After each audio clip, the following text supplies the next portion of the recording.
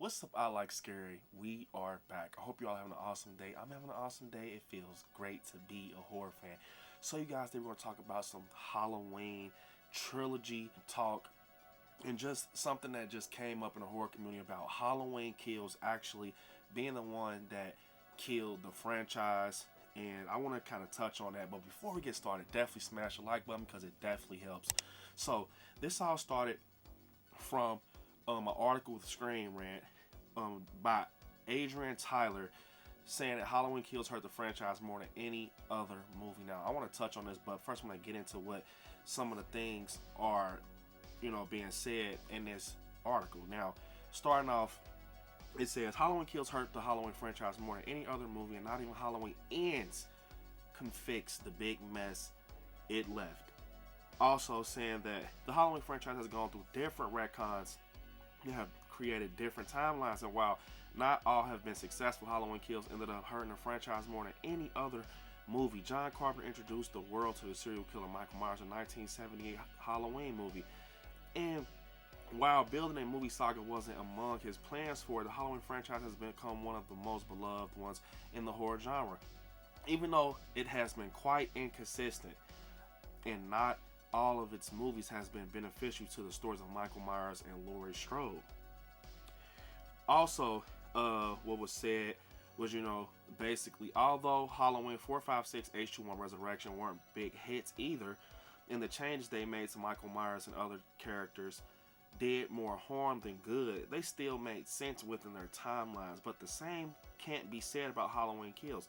Michael suddenly being supernatural again made no sense, and Laurie shouldn't have been kept away from the action, especially as she had been waiting and preparing for Michael's return for decades. Halloween Kills ultimately killed the reboot timeline and left the complicated task for Halloween Ends that couldn't be performed in just one movie, becoming a movie that hurt the Halloween franchise the most.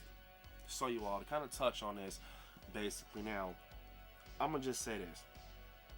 Leaving off of what happened with Halloween Ends, yeah, in my opinion, the franchise is not in the best spot. It's not in the best spot. That's what I'm saying. It's not in the best spot. And one thing I do want to say is that with this article, something that stuck out to me was a few things. Also, he kind of touched on like the sibling. Well, this article kind of touched on like the sibling aspect, how Michael and Laurie are no longer siblings in this timeline. Kind of saying it kind of, erased everything. Now, growing up watching Halloween, I kind of, understand that a little bit. How Michael and, Laurie were siblings. That kind of made the motive a little deeper and, the wound a little deeper. And I completely understand that. It kind of made Michael and Laurie have a reason, if that makes sense. But to kind of touch on the supernatural thing, in 2018, Michael is he's just a evil. He's the essence of evil. He's an embodiment of evil. He's Michael Myers, He's still human. And it almost seems like David Gordon Green wrote him out in 2018 to just be able to take more damage than any human could. I want to say that Michael was cementedly supernatural. In my opinion, someone supernatural is like your Pennywise, your Freddy Kruegers and stuff like that. Michael is just purely and simply evil. That's why we always get that saying. And Michael, he's not a man. He's the boogeyman, if that makes sense. It's unexplained, and that's what's so cool about Michael. He's unexplained. He's the boogeyman. You don't know, what he is.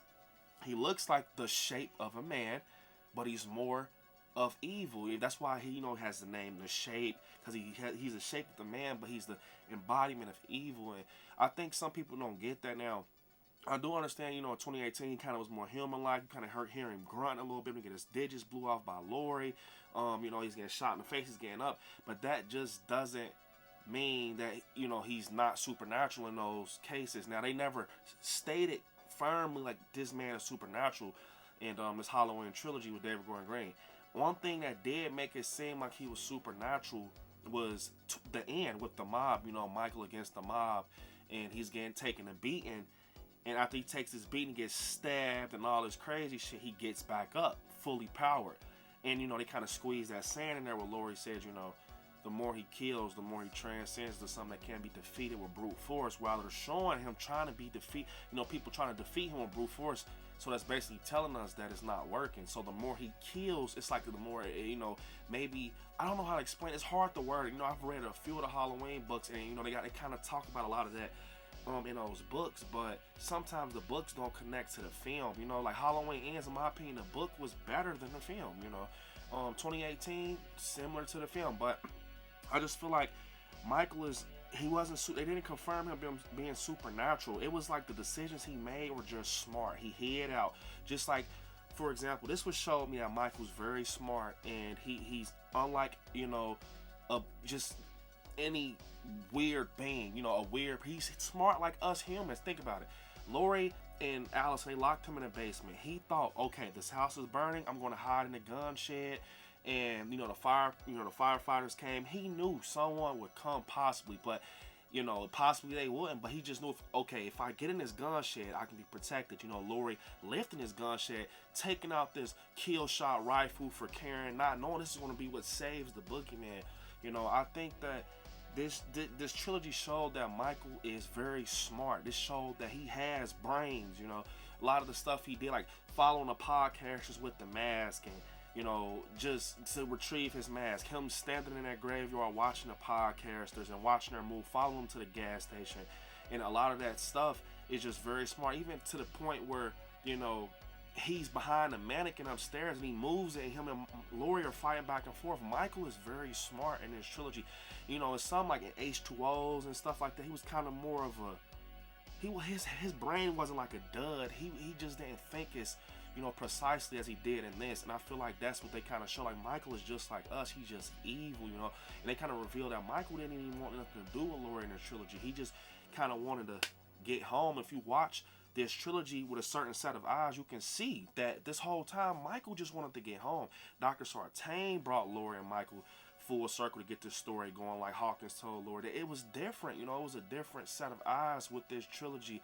With Michael, it wasn't like your average Halloweens out there. I'm not saying I love this trilogy. Now Halloween is definitely my least favorite in this trilogy, but it's just different things that went on with this. Like I said, when Michael getting beat down by the mob and then elevating up and taking people out and then going over to Karen and being powered up, and then you hop over to Halloween Ends and he's weak off of getting beat down later. Like, that's one thing I couldn't understand, but I did, because he's pushing over 60. He's an old man at this point, so it's like he did kill Doug Mulaney. So I was like, that was him powering up. The little thing he was doing, he was shaking. That's what Lori was talking about. The more he kills, the more he transcends. So that was him like transcending, but I don't think that was enough. In the book it made it seem like Michael killed more people. You got the garbage man and stuff like that. So I just think personally, Halloween Kills actually was a great film. You got a brutal Michael, he just killing. You got an angry Michael with a chip on his shoulder. He has a target to get home, and he's just knocking down all the barriers in front of him to get to his his designated point in his destination. And I actually think that and in my opinion, with Screen Rant's article, Halloween Kills actually is one of the highlights of this trilogy. You got Michael Myers, just a blood fest. You got him going crazy, and I love the ending. The ending always gives me a bone-chilling feeling, because it shows you that Michael he doesn't care. He puts the mask on in front of like 20 people, and he's ready to go to fucking war, because at this point, he's like, I'm done with this shit. And another thing I want to point out before I end off, it's like, even in that scene where Allison sees Cameron get, her his neck snapped, Michael looks at Allison like, I know you. You're the one who locked me in the basement with your grandmother. Hell yeah, I'm going to kill your lover. Like, he snaps the neck. Michael is very smart. He chases out the Karen with the mask. He knows what he wants. And, you can even with Carmela, when he kicks the door and she shoots herself, Halloween Kills had so many highlights. And the story was kind of flat, but Michael carried this movie. This was his film, and I feel like this is one of the best versions of Michael Myers we ever got in Halloween Kills. So how could it be the weakest in a trilogy? How could it hurt the franchise? I know damn well Michael in this film fucking is better than in a lot of the Halloweens he was in. Michael killed it in this one, man. Halloween Kills is by far one of the highlights in the trilogy, in my opinion. And to be honest, Halloween Ends just, it came to be weak, man. A lot of the stuff just didn't, you got 2018 and Kill, something that's, high and highlighted in the trilogy.